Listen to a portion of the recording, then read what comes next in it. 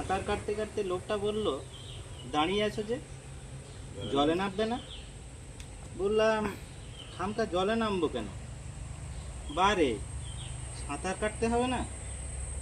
বললাম, শুধু শুধু সাঁতারই বা কাটবো কেন? লোকটা যেন ভারী অবাক হলো, যেন সাঁতার কাটাটাই নিয়ম।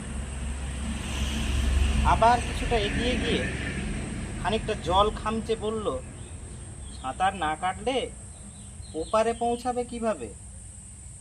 কিন্তু ওপারেই বা যাব কেন?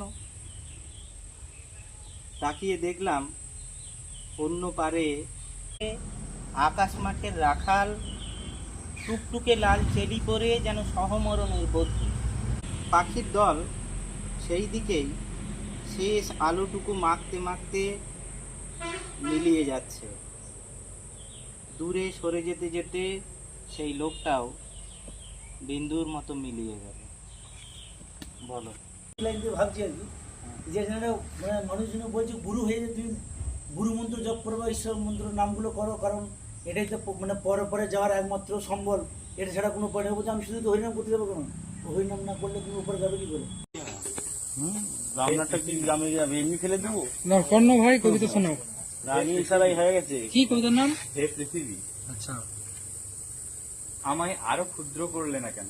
মিশে যেতে পারতাম শূন্যতায়, সূক্ষ্ম হয়ে দেখতাম তুমি স্থূলময়, এ ওজন আর তোমার ভার। হায় পৃথিবী, আমায় ক্ষুদ্র করলে না কেন? ভেসে যেতাম সেই নীলে, নীল আগুনে। মৃত্যুর রাস্তা পুড়ে ঢুকে যায় পা ধীরে ধীরে। হায় পৃথিবী, দুবার ওঠার পাশে শুধু ভাবি চির সূক্ষ্মময়তার কথা, আর ততই দেখি আমি বৃহৎ হচ্ছি পৃথিবীর চেয়ে, পৃথিবীর চেয়ে। বাহ বাহ, চমৎকার। কি দিলে রে।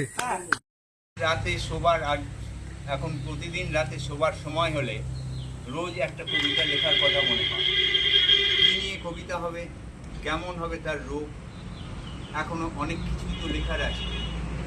লিখতে হবে মৃত্যু নিয়ে একটা কবিতা।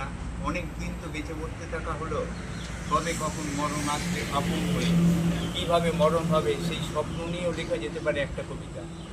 তবে বেঁচে না থাকলে তো কে লিখত কবিতায় বেঁচে থাকার কথা? আমার বেঁচে থাকাটাও কবিতার মতো, অনিশ্চিত, অকল্পনীয়, আবার স্বপ্নের মতো। কীরকম একটা উদ্ভুতুরে অবস্থায় এখন, যেটা যখন মনে হয় তারই ভেতর কবিতার রূপ দেখি। আবার কখনো মনে হয় লিখেই বা কী হবে? এমন ভাবনা হয় না যে তা নয়, হয়, মাঝে মাঝেই হয়। এই ভাবনাটাই বড় চিন্তার কথা, বড় দুঃস্বপ্নেরও। এই সব 7-5 ভাবতে ভাবতে একসময় শুয়ে পড়ি। এবার এখানে শীত পড়েছে খুব। এই শীতের রাতে একা নিরন্ধ অন্ধকারে কবিতার আশ্রয়ে প্রচ্ছন্ন হয়ে যায়।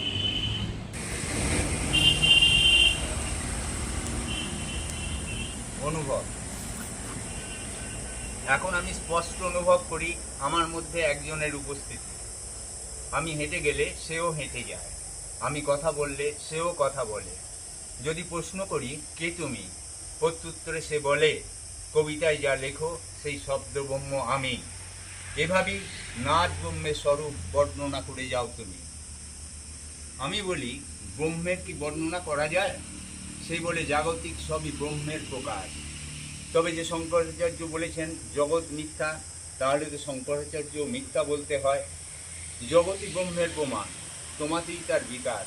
তুমি না থাকলে কে জানতো ব্রহ্মের নিরাকার কল্পরূপ? তুমি লিখে যাও অক্ষর ব্রহ্মের এসব লৌকিক শব্দরূপ। এখন আমাকে স্পষ্ট অনুভব করি ব্রহ্মের উপস্থিতি, প্রত্যক্ষ প্রমাণস্বরূপ একদিন নিরাকার হব আমি।